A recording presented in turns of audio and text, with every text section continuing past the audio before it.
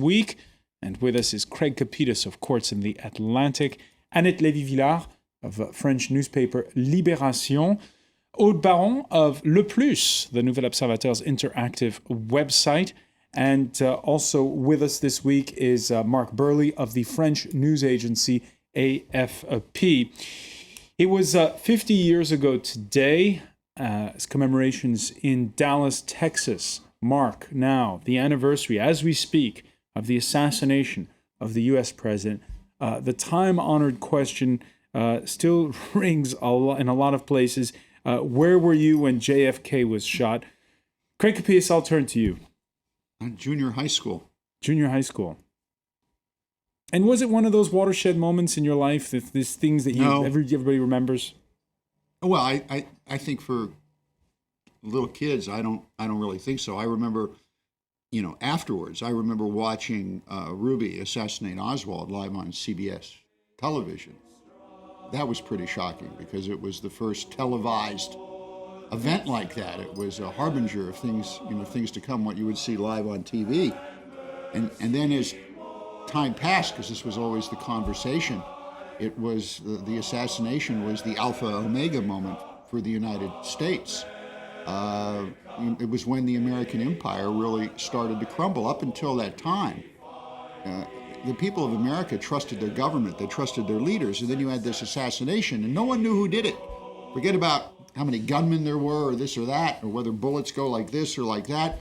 There's this crazy guy, Oswald, who was behind it. People started questioning. Since then, what? There have been 40,000 some books written on Kennedy and who may or may not have assassinated him. It really changed the. It was a sea change in the United States. I mean, remember, Kennedy had put people in Vietnam. He started that. Johnson came in. But getting back to the assassination itself, Annette Lévy-Villard, when you were covering the United States, how often did Kennedy come up in conversation? How often did you have to write on Kennedy? Well, not that often, as a matter of fact. I have to say something about Dallas, Texas, because in 1982, almost 20 years after the killing of Kennedy, I was making a film, a documentary on Dallas, Texas, on the city of Dallas. And I was desperately looking for some sign, some monument of Kennedy's assassination to film for the story. Couldn't, because they tried really to erase the story. That's the first time in 50 years that there is a ceremony on the day of the killing in Dallas.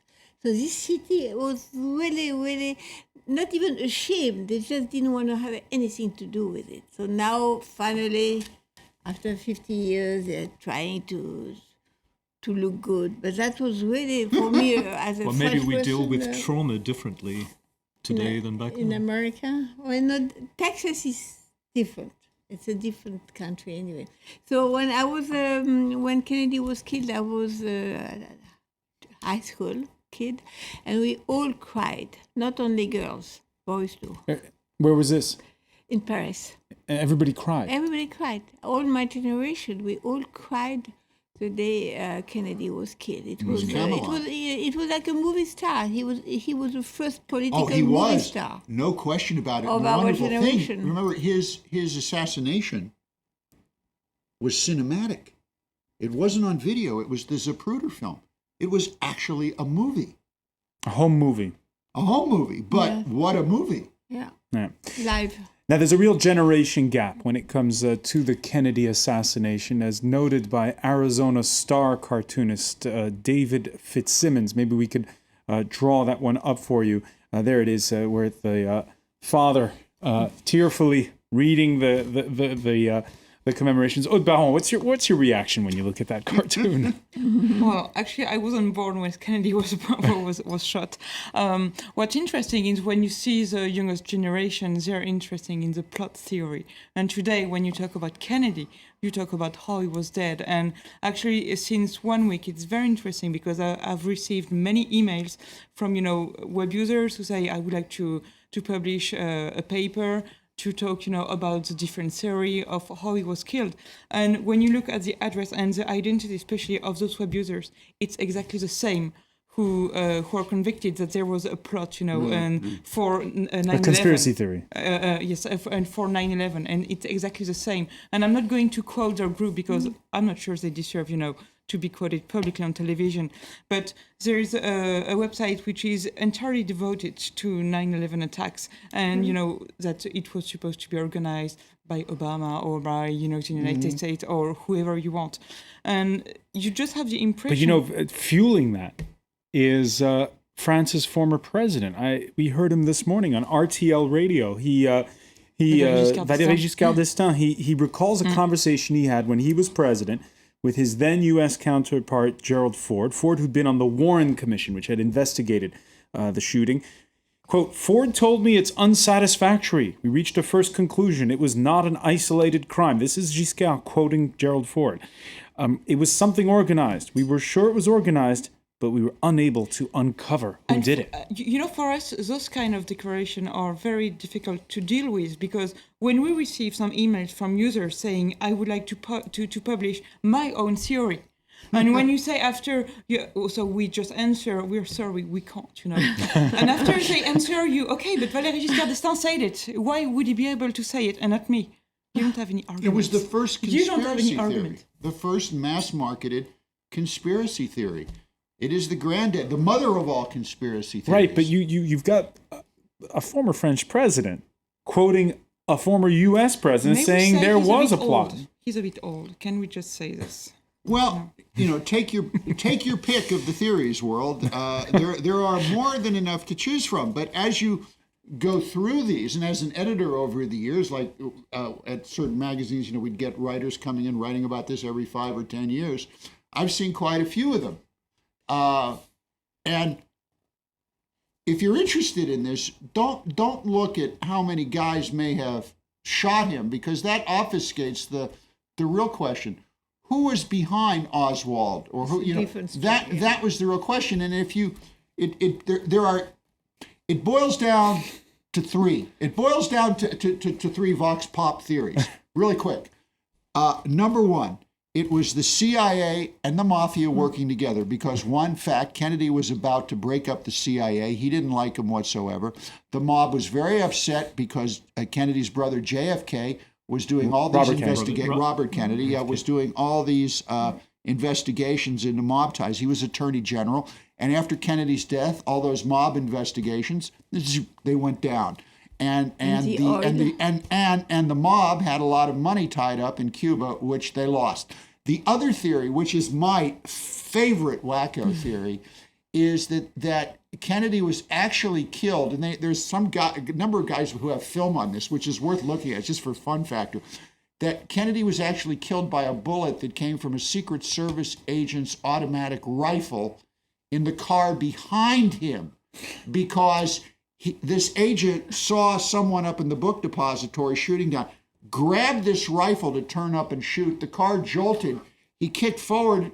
Safety was off, and he accidentally pulled the trigger. I like that one. That's a good one. I like that one because human nature's like that sometimes. All right, the Kennedys. What is certain is that the Kennedys still fascinate France. No exception. The front cover of tabloid Le Parisien this Friday saying what's left of the Kennedys. And on the inside pages is a family tree, Mark Burley, with detailed pointers on the next generation. There you see the ones all the way. Where is Marilyn Monroe? That's exactly the same thing with Marilyn Monroe, conspiracy theories, who killed her, and so on.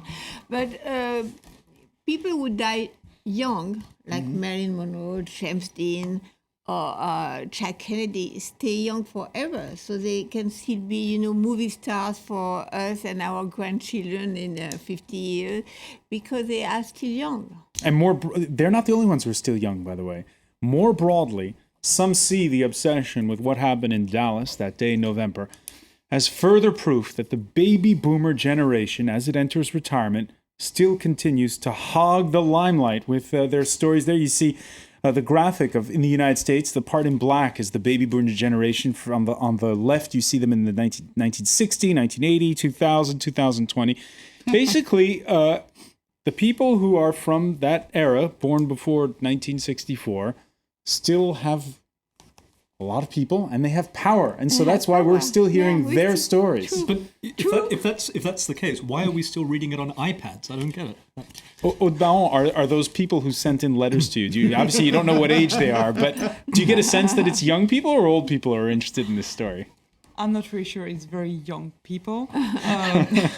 But what's interesting in when you compare the situation of 9/11 and the Kennedy, why is it so fascinating? It's because in both cases you have images, and you can look and look again and look again, and you just stimulate your imagination.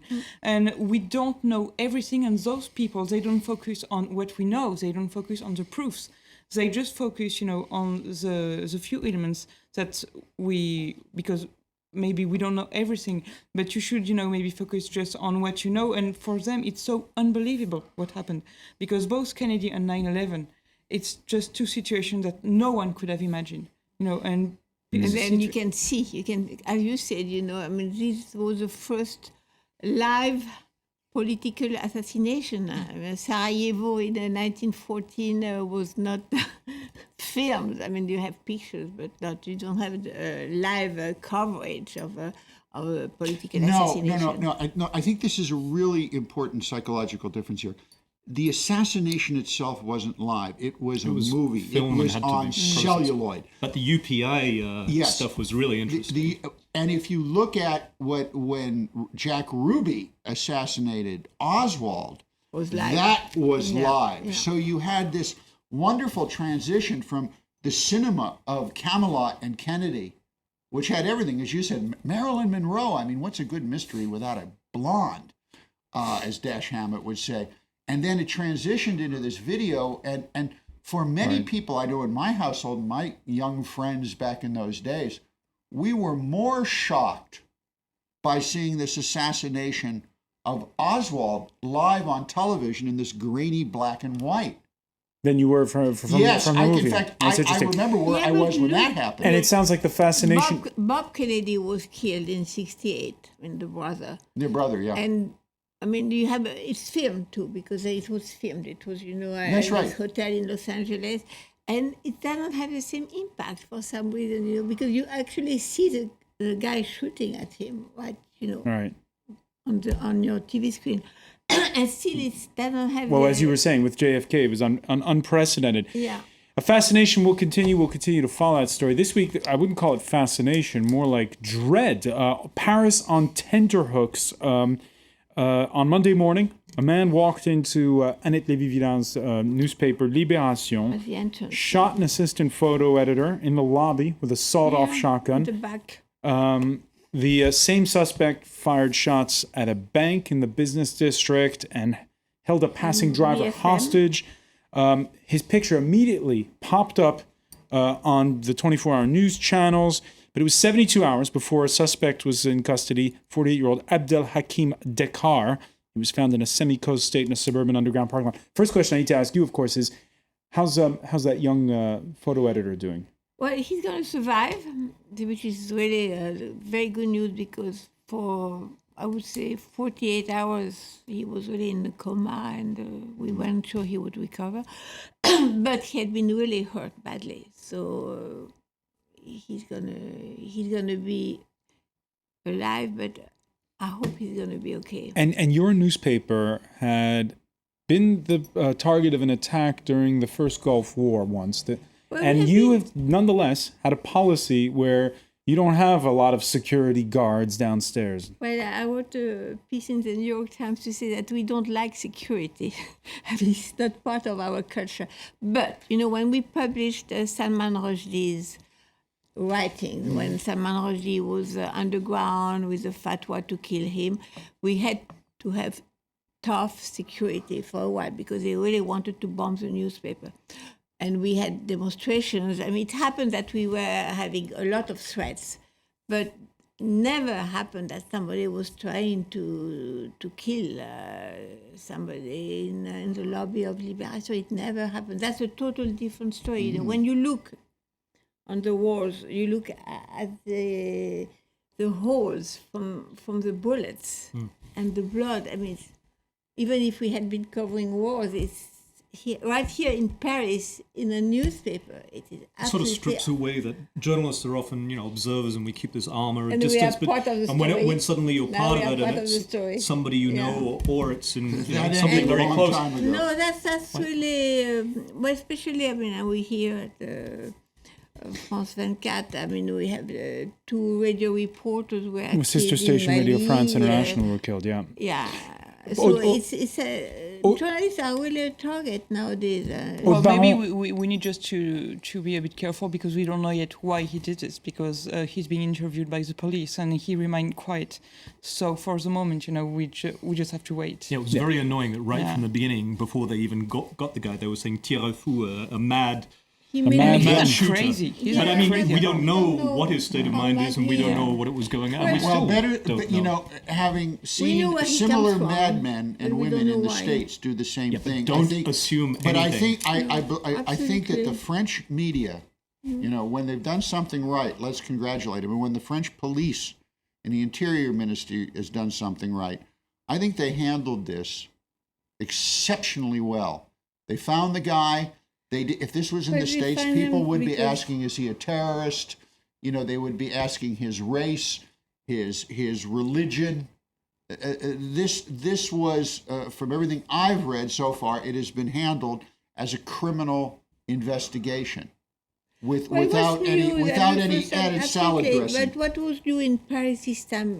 They had this new video surveillance all over the city. That's why the news started. You think it's all over. over the city, but it's nothing compared to London. But luckily it But existed it's for this. new. It's new. It had been for the last 2 years. So, and it worked because thanks to these videotapes and So in Annette, the metro. does this change your mind on, you say you don't like security? Does that change your mind? No, but you know what? We don't have any security today. No, now we have something new, which we have to have a remote control to open the door. But I think it's a can good go- lesson I for mean, many media, because in many media you don't have any security. I used to work for Le Monde, where you have a huge security, whereas now for Nouvel Observateur, I may not say this, but anyone can come in and, You have nothing is security clear. at the Nouvel We don't have Observateur? any security. No.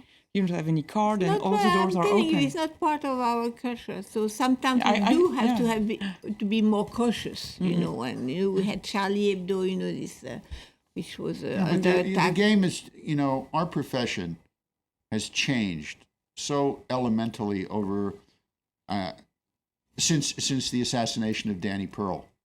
Really has changed on all fronts. What happened to our colleagues here? What And what kidnapping. terrible kind of stuff. all the reporters were being when you kidnapped. started, when we started, because we're a little bit up there in age.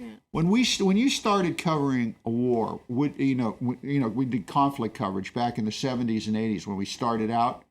Would you have ever dreamed of walking out to do a story, packing a weapon, or having an armed guard with you? Still would never carry a weapon. Never. But you see this now. You see television news crews. We saw this during the Gulf War II, CNN, going they out have with armed special guards. security. We've seen clown reporters in the United States on TV networks I won't mention saying they're packing heat.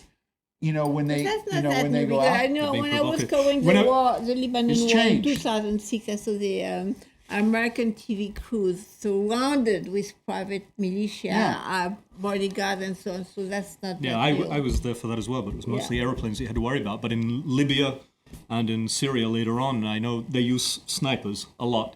And I know that civilians, they were getting paid about $20 to bring down a civilian. They were getting paid about $50 to bring down a journalist. So suddenly we were So we are more worth expensive, more. more Right. valuable. And again, what as Aude was saying The a minute market. ago, once again, we're still figuring out whether he did or did not have a clear agenda or not. Just before we leave this topic, the cover story of Friday's edition of Libération chronicles the drifting of the shooter, how he did 4 years hard time for aiding and abetting a young leftist radical couple in 1994 that went on a shooting spree at the time. It shocked public opinion. It was on the heels of the release of the film Natural Born Killers. It was a story that, We are watching it. Presuming is the killer, because we still presuming aren't it at is, exactly. that point. He's at this point, he's No, just been but put I into think- custody. DNA and letters seem to point in that direction, but what seems to be interesting is his lawyer and some of his tactics suggested a man that was acting very rationally, very smart. He apparently changed. In the car, whoever the shooter was, changed clothes several times to escape detection and to escape cameras. But at the same time, it seems to be a very confused principle. The jury's still out on that one. Here's one for all you French-bashing doubting Thomases. When the week began, the nation seemed a little beleaguered. The talk was of protests against a record level of taxation. There were people in the Brittany region wearing red hats to express their disapproval. The president plummeting to new lows in the polls. And by the way, the Journal du Dimanche putting on its cover François Hollande down to 20% popularity, but that's charitable. Other surveys putting his popularity as low as 15%. Add to that, the anger directed against the national football team. Memories of 2010 when Les Bleus became the first team ever to go on strike during a World Cup. Suddenly, the pitiful display of the national football team, the first leg of a World Cup qualifier last Friday night, were enough to remind us of those painful images of 2010 that you see there. There was anger and resignation. We're going to get into the roots of this country and look for foreign elements to try to support a country that may well be in the World Cup. He's going to look at his family tree to try to find maybe if he has foreign roots. Of course, that was before the match. Aude Baron, what happened next? What happened next? I have no idea. We just hope they will play good. No, they won. They won. Look, here it is. Of course, after they won. But what's interesting is to see that in France, we are very pessimistic. But when we are optimistic and when we bet on Les Bleus, if we can call them so, they lose. And when everyone bet on their loss, they win. And what was also very interesting is how the politicians, especially François Hollande and Jean-Marc Ayrault, the Prime Minister, they try, to make a parallel between their winning and their politics. Cue the words of the French president. Some said it was a bad idea for him to go to the match, saying it would just bring more bad luck to the team. Well, here's what he had to say afterwards. I was told this team won't succeed. It can't happen for many reasons. And now they got there. They really set an example. You have to go on. You have to believe.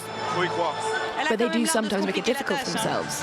Yes, it's often the way. It's never a direct route, but we get there in the end. Often the case in France. I think you could make more of an impact if he did the weather in the naked, running back and forth in a field. That would because it was a bet by a TV weather anchor woman. Not your TV station, no. But that's. This was the Blues have won, got their place and everything. But Twitter today, in relation to that, was all about the naked weather girl. No, well, there you go. You're remarkable on this soccer football jag you go on. I mean, any attempt to link Hollande to the Blues winning, I mean, it's an attempt to, prove the incredible by appealing to the unintelligible. I mean, there's absolutely no linkage. Well, before the match happened, and there was talk about how the team wasn't playing well together, how they're all selfish, they prefer the money of their club, it's reflective of a national psyche. Sociologists were weighing in with long columns about... Everything is true. What you just said is absolutely true. They make too much money, they hate each other, they fight. Everything is true. What was this about the naked weather girl? I missed that. Do we have some footage of that? She said if they win... You're not on Twitter, right? Well, it's unprecedented. I missed that. Annalise, do you have any footage of the naked weather? It's commercial. It's other channel. We won't stoop that low. Not everyone. By the way, not everyone in France has nice things to say now. You're wrong on this one. Not everyone has nice things to say about our heroic footballers. We can go to the Twitter account of right-wing member of the French Parliament, Lionel Lucas. He said he wrote 1 goal offsides, 1 own goal, 1 player expelled, and that's how you save the TV rights of the French Football Federation and the francophone interests at FIFA. He also went on to tweet, "We understand the government's football metaphor. It's all going badly. We're losers, but we're going to qualify in Brussels." Francois, all seriousness, the best thing about this victory is it really smacked that radical right-wing politician Martine Le Pen right in the chops. because the final goal, was scored by a black person, and how wonderful. Yeah. I mean, you want politics in it. That's it. That just shuts up Le Pen and her mob. But the extreme right wing, they try, they didn't remain silent, because when you see Florian Philippot, who one of the great leader of the National Front, and he was. When you read on Twitter, and he said, "Oh, it's weird because there were as a miracle, France won and France will go to Brazil." And the interpretation of the tweets, you could think, there was like a conspiracy, talking of conspiracy, or an arrangement between the blue and, the FIFA, or, Is that linked to the Kennedy assassination? Well, maybe, who knows? Unfortunately, that's all the time we have for conspiracy theories this week, but we'll continue next time. I want to thank you, Aude Baron. I want to thank Craig Capitas, Marc Burley, Annette Lévy-Villard. Thank you for being with us here, and we'll be watching Les Bleus when they go to Brazil. And stay with us. More to come on France 24.